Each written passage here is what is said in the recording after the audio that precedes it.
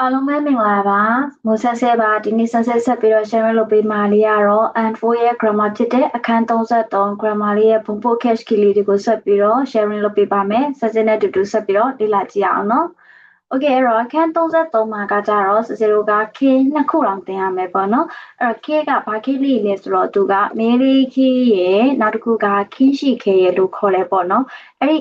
K နှစ်ခုလုံးကိုသင်ရမှာအဲ့တော့မေးလေး K ကဘာလဲပေါ့ဘယ်နေရာမှာသုံးလဲအဲ့ဒါလေးကိုနည်းနည်းလေးပြောပြပေးမယ်ပေါ့နော်အဲ့တော့မေးလေး K ဆိုတာကသူကအမိတ်ပေးတဲ့ပုံစံတဲ့ဟုတ်ပြီနော်အဲ့တော့အမိတ်ပေးတဲ့ပုံစံဆိုတော့ရိုးတန်းတန်းပြောတဲ့နေရာတွေမှာတော့ဘယ်သုံးမလဲနော်ဥပမာ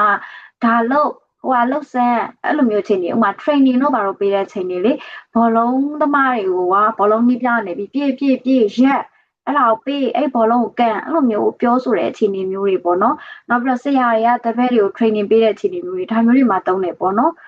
မေရီခေကเนาะအမိတ်ပေးတဲ့ပုံစံမျိုးနောက်တစ်ခုကဟို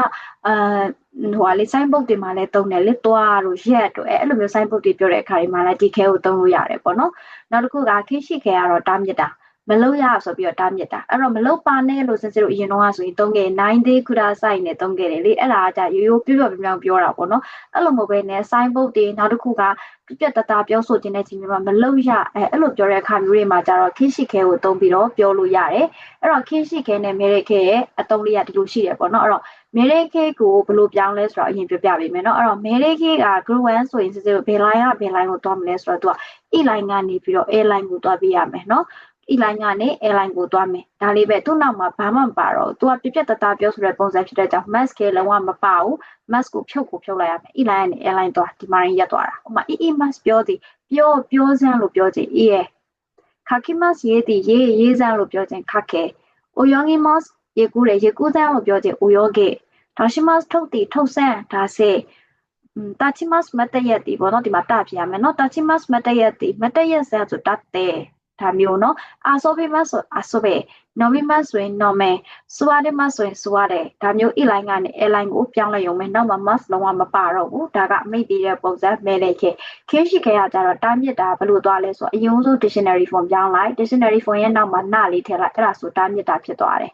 အဲ့တော့ dictionary form ဘယ်လိုပြောင်းလဲဆို e line ကနေ o line သွားတယ်ပေါ့ဒါကတော့မှတ်မိပြီးသားဖြစ်မှာပါအဲ့ဒါနောက်မှာဘာထည့်လိုက်ရုံပဲလဲဆိုတော့နလေးထည့်လိုက်ရုံပဲဒါဆိုရင်ခင်းရှိခဲ့ဖြစ်သွားမယ်ဟုတ်ပြီနော်အဲ့တော့စေက e-mail ဆိုရင်ဘာပြောင်းလိုက်လဲဆိုတော့ euna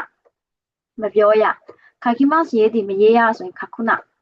နော် oyogimas ရေးကူးသည်ရေးမကူးရ oyoguna ဒါတွေလေးတစ်ခါလေးရေကန်တွေရဲ့ဘေးတွေမှာရေးထားတယ်လေအန်ရများတွေရေမကူးရ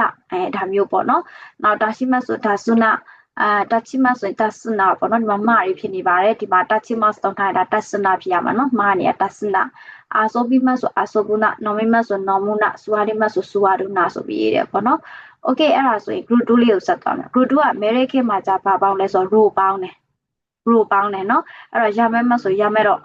dekimas ဆိုရင် demas ဆိုရင်တဲ့တော့ mimas ဆိုရင်မိတော့စီစံ odimas ဆို odi တော့စင်စံဒါမျိုးတွေဖြစ်မှာเนาะဒီဘက်မှာတော့သူက na dictionary for na ပေါ့เนาะကြီးရှော့ခဲ့ပြောင်းနေဆိုတော့ကြီးရှော့ခဲ့က root လीเนาะ root na ဖြစ်သွားတယ်ပေါ့ရမယ်တို့ na ဒေတို့ na မိတို့ na odi တို့ na ဖြစ်မယ် kimas ကသူက American ပြောင်းခို shimas ကို American ပြောင်းရှိတော့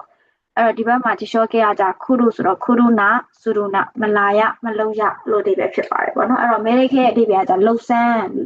ဆိုတဲ့အဓိပ္ပာယ်ဖြစ်ပြီးတော့ဒီဘက်ကခင်းရှိခဲကတော့မလုံးရဆိုတဲ့အဓိပ္ပာယ်မျိုးဖြစ်သွားတယ်ဟုတ်ပြီနော်โอเคအဲ့တော့မဲရိခဲအမိတ်ပေးတဲ့ပုံစံခင်းရှိခဲတာမြစ်တဲ့ပုံစံလေးကိုရေးထားတယ်နီဂမတ်ထွက်ပြေးသည်ပြေးစမ်းပြေးတော့ဒါမျိုးပြောခြင်းဘာဖြစ်သွားလဲနီဂတော့ပြေးတော့ဆိုမဲရိခဲပြောင်းထားတယ်နော်နောက်တစ်ခုမမိုရီမတ်ကထိမ့်သိမ့်နဲ့လိုက်နာတယ်အဲ့တော့ခိုးစုခိဆိုခုအိုမမိုရဲဒါဆိုရင်ဘာဖြစ်မှာလဲခိုးစုခိဆိုခုဆိုတာကဒီဟွာချင်းစီကန်လန်စီကန်ကိုပေါ့နော်လိုက်နာပါလို့ပြောချင်တော့မမိုရီမတ်ကိုဆိုတော့အဲကွန်လန်ပြောင်းလိုက်တော့မမိုရဲဖြစ်သွားတယ်နောက်တစ်ခါအုံငခိမတ်လှုပ်ရှားတယ်မလှုပ်နဲ့လို့ပြောချင်ရင်ကျတော့ dictionary form အရင်ပြောင်းတော့ ugo ku အဲ့နောက်မှာပါထည့်လိုက်လဲနားထည့်ပြီးတော့ ugo ku na လို့ပြောတယ်ဟုတ်ပြီနော်ဒန်ဆာနောနာကာတဲ့ဆာဝကုနာအဲ့တော့ယထာထဲမှာပေါ့နော်ဆာဝကိမတ်ကဆုညံတာအဲ့တော့မဆူရလို့ပြောတယ်ဆာဝကုနာဒါမျိုးပြောလို့ရပါတယ်ဟဲ့ကဲအဲ့ဒါလေးကတော့0ဘာလေးရှိတယ်ဆိုတော့ဒါကဟိုပေါ့နော်ဒီပြောရမယ်ဆိုရင်ဒါမဲရိခဲနဲ့ခင်ရှိခဲကိုသုံးပြထားတာပေါ့ကဲနောက်ထပ် ဘာလေးရရှိလဲဆိုပတ်တဲ့နံပါတ်2လေးကတော့သူကလို့ရေးထားတယ်ဆိုတို့ခိုက်တဲ့ Arimas ဒါအရင်တည်းကတည်ပြီးသားပါအဲ့တော့အရှိမဘာလို့ရေးထားတယ်ဆိုပြီးရှင်းချင်းအရှိမစကလုံးပေါ့ရေးထားတဲ့စကလုံးကိုဖောင်ခတ်ပြီးရေးလို့ရတယ်အဲ့ဒီရေးထားတဲ့စကလုံးလို့ရေးထားပါတယ်ဥမာထားပါတော့ကွယ်ခန်းကြီးတစ်ခုပေါ့နော်ဥမာမရေးရဆိုရခခုနာဆိုပြီးရေးထားတယ်ဒါဆိုဒီနေရာမှာခခုနာတို့ခိုက်တဲ့ Arimas ခခုနာလို့ရေးထားပါတယ်ဒီမှာမဝင်ရလို့ရေးထားဆိုမဝင်ရတို့ခိုက်တဲ့ Arimas လို့ရေးထားတယ်ဆိုတာကိုပြန်ပြီးပြောပြတာပဲဟုတ်ပြီနော်အဲ့တော့အရှိမစကလုံးထဲမှာနောက်မှာတို့ခိုက်တဲ့ Arimas လို့ရေးထားတယ်ဖတ်တယ်ဒီစကလုံးဘယ်လိုဖတ်တယ်လို့ပြောကြလဲနောက်မှာပါသုံးလိုက်ရုံပဲလေတို့ရောမီမတ်ဆိုပြီးတော့သုံးလိုက်ရုံပဲဟုတ်ပြီနော်အဲ့တော့ဘာလို့ရေးထားရလဲဆိုရှင်မြေကုန်းစလုံးနန်းပေါ့နန်းတို့ခိုက်တဲ့ Arimas ကအဲ့မှာဘာလို့ရေးထားတာလဲဘာလို့ဖတ်လဲဆိုနန်းတို့ရောမီမတ်ကအဲ့ဒီစကလုံးကိုဘာလို့ဖတ်တယ်လဲဒါမျိုးတွေပြောတဲ့အခါမှာသုံးလို့ရတယ်ဟုတ်ပြီနော်အဲ့တော့လဲလေးမှာတော့အာဆိုကိုနီးတဲ့ခူရူမာအိုတိုမဲရူနာတို့ခိုက်တဲ့ Arimas ဟိုမှာကာမရရလို့ရေးထားတယ်အဲ့တော့ကာမရရလို့ရေးထားတယ်ကာမရရဆိုတဲ့ဟာလေးကိုပြန်ဖတ်ပြလိုက်တာပဲเนาะဟိုမှာကာမရရလို့ရေးထားတယ်အာနိုခန်ဂျီဝါအီဒီကူချီတို့ယောမီမတ်အဲ့ဒီခန်ဂျီကိုအီဒီကူချီလို့ဖတ်တယ်ဒါဆိုရင်လို့ရေးထားတယ်ဆိုတို့ခိုင်တဲ့အာရီမတ်နဲ့တုံးမယ်လို့ဖတ်တယ်ဆိုတို့ယောမီမတ်နဲ့တုံးမယ်ဒါလေးပဲမှတ်ထားရအောင်မယ်เนาะ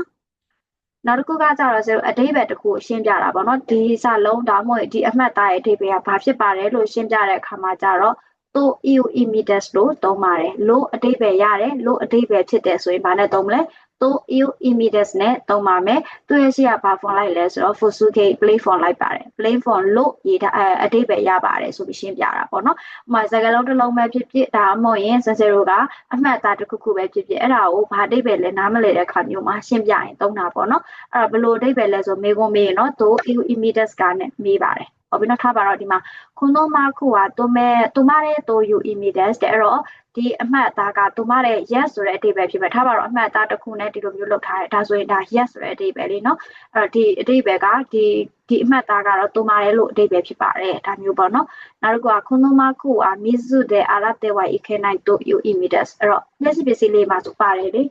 လျှော်လို့မရဘူးလို့အဝိစောစက်တဲ့ထဲလို့မရဘူးလို့ပါတယ်လေအဲ့လိုမှခုလေးပေါ့နော်ဒီအမှတ်သားကတော့ရေနဲ့လျှော်လို့မရဘူးဆိုတဲ့အဓိပ္ပာယ်ဖြစ်ပါတယ်ဒါမျိုးပြန်ရှင်းပြတာပေါ့နော်နောက်တစ်ခုကခုနမဆုက recycle できるという意味ですဒါဆိုရင်ဒီမှာဒီအမှတ်အသားလေးက recycle ပြန်လုပ်လို့ရတယ်ပြန်သုံးလို့ရနိုင်တယ်ဆိုတဲ့အဓိပ္ပာယ်ဖြစ်ပါတယ်ဒါမျိုးရှင်းပြတဲ့အခါမျိုးတွေမှာ to you immediate ကိုသုံးပါတယ်ရမယ်နော်နောက်တစ်ခုကတော့တခုခုကိုဒီလိုလို့ပြောသွားတယ်ဒီလိုလို့ပြောခဲ့တယ်လို့ပြောခြင်းစလို့ဘာနဲ့တော့လဲဆိုတော့ it the master ကိုသုံးပေးရတယ်လို့ပြောသွားပါတယ်ဟုတ်ပြီနော်အမထားပါတော့ဆရာကတော့တပတ်ခါစာမေးပွဲရှိတယ်လို့ပြောသွားတယ်ရမတော့ဆရာကတော့ညနေပန်းနာအိမ်မှာအစည်းအဝေးရှိတယ်လို့ပြောသွားတယ်ဒါမျိုးတွေပြန်ပြောတဲ့အခါမျိုးတွေမှာလို့ပြောသွားတယ်လို့ပြောခြင်း it the master ကိုသုံးတယ်အဲ့ဒီမှာလည်း play for လိုက်တယ်ဟုတ်ပြီနော်မှာရမတော့ဆရာက asta ကိုချင်းဒီခုလို့ it the master ရမတော့ဆရာမနေ့ပြန်9နိုင်မှာလာမယ်လို့ပြောသွားခဲ့တယ်締め切りに間に合わないと言っていました。締め切りဆိုတာ deadline ပေါ့နော်နောက်ဆုံး form ပေးရက်ကိုမမီတော့ဘူးလို့ပြောသွားခဲ့တယ်။昨日荷物を送ったと言っていました。မနေ့ကအထုပ်တွေပို့ခဲ့တယ်လို့ပြောသွားခဲ့တယ်။ဒီလိုမျိုးရမလက်ဆန်ပြောတာတွေတယောက်ပြောတာတွေကိုပြောပြတာဒီလိုလို့ပြောသွားတယ်လို့ပြောတဲ့အခါမျိုးတွေမှာと言っていましたကိုသုံးရပါတယ်။သူ့ရဲ့စီက plain form လိုက်ပါမယ်။ဟုတ်ပြီနော်နောက်တစ်ခုကတော့တိုစတာအေတေအတာတာခဲမဆန်ကာတဲ့ buff တေအတာတာခဲမဆန်ကာအကူညီတောင်းပါလေနော်အဲ့တော့အရှိမတင်ခဲ့ဘူးလေလုတ်ပေးလို့ရမလားအဲ့တော့ဒီမှာ style mask ကတဆင့်ပြောတာ style တေအတာတာခဲမဆန်ကာဆိုတဆင့်ပြောပေးလို့ရမလားလို့ပြောတာဟုတ်ပြီနော်သူကတော့လို့ဆိုတဲ့ဒီပဲတော့သူ့ရဲ့ရှိဒီမှာအများကြီးက play format လိုက်တယ်လीနော်အဲ့တော့တဆင့်ပြောပြီးဆိုရဲကဘသူထံသို့တဆင့်ပြောပေးလို့ရမလားဖြစ်တဲ့ကြောင့်အဲ့ဒီ person ရဲ့နာမ particle ပါလေးသုံးပေးမယ်နိလေးသုံးပေးမယ်နိရဲ့အဓိပ္ပာယ်ကထံသို့အဲ့ဒီလူထံသို့ဒါဒီအကြောင်းအရာလို့တဆင့်ပြောပေးနိုင်မလားဒါမျိုးပြောတဲ့အခါမှာသုံးတယ်အဲ့တော့အဲ့ဒီလူထံသို့ဆိုအဲ့ဒီ person ရဲ့နာမဘာသုံးလိုက်လဲနိဒီအကြောင်းအရာလို့ဆိုအဲ့ဒီအကြောင်းအရာကိုတော့ play form ပြောင်းပြီးတော့နောက်က to style ရဲ့ data တခင်မဆန်ကာကိုသုံးပြရပါတယ်ဟုတ်ပြီနော် okay ဖတ်ကြည့်အောင်အောက်က田中さんに田中さん担当10分ほど遅れると伝えていただけませんが、セミナーのためのテストを見ないもら。田中さんに土曜日は都合が悪いと伝えていただけませんが、田中さんにどうすにがチーにせめぴぶろテストを見ないもら。田中さんに締め切りはあさってだと伝えていただけませんか田中さん担当ဖောင်ပေးရကတော့တပတ်ခါဖြစ်တယ်လို့တစစ်ပြောပြနိုင်မလားဒါမျိုးပြောတဲ့အခါမှာတော့ to style တဲ့ data ခင်မစံကားလေးကိုသုံးပြရပါတယ်ကဲရဆိုစဲတော့ပြန်ပြီးအနှစ်ချုပ်ပြောရမယ်ဆိုဒီအခန်းမှာက လို့သူပြောပြီးတော့ verb ပေါ့နော်နည်းနည်းပြင်းပြင်းထန်ထန်ပြောတဲ့အခါမှာအမိတ်ပေးတဲ့ပုံစံနဲ့ဆိုမဲတဲ့ခေသုံးပြီးတော့မလို့ရလို့ပြောခြင်း kishi ခဲလေးကိုသုံးပေးပါမယ်ပြီးသွားလို့ရှိရင်ဒီလိုလို့ရေးထားရလို့ပြောခြင်းတို့ခါရတဲ့ imas ဒီလိုဖတ်တယ်ဆိုရင်တို့ yomi mas ဒါလေးချက်ထိုင်ရပြီနော်နောက်ဒီလိုလို့တော့အတိပ္ပယ်ရတယ်ဆိုရင်တို့ you images လို့ခေါ်တယ်သူရှေ့က plain for လိုက်တယ်ဒီလိုလို့တော့ပြောသွားတယ်လို့ပြောခြင်းဒါတို့ it the image ဒါသူ့ရဲ့ရှေ့မှာလည်း plain for လိုက်မယ်အဆင့်ပြောပြနိုင်မလားဆိုရင်တော့တို့ style ရဲ့ data ကမှဆန်ကသူ့ရှေ့မှာလည်း plain for လိုက်မယ်ဟုတ်ပြီနော်အဲ့ဒီလူခံတို့ဖြစ်တဲ့ကြောင့်အဲ့ဒီလူရဲ့နောက်မှာ particle နိလေးသုံးပေးမယ် okay ဒါလေးကတော့အခန်း33မှာရှိတဲ့ Bobo Cash Key လေးပဲဖြစ်ပါတယ်皆さんတို့နားလည်မယ်လို့လည်းထင်ပါတယ်ကဲအဲ့ဆိုနောက်အခန်းဒီမှာဆက်တွေ့ကြမယ်နော်ကျေးဇူးများတင်ပါတယ်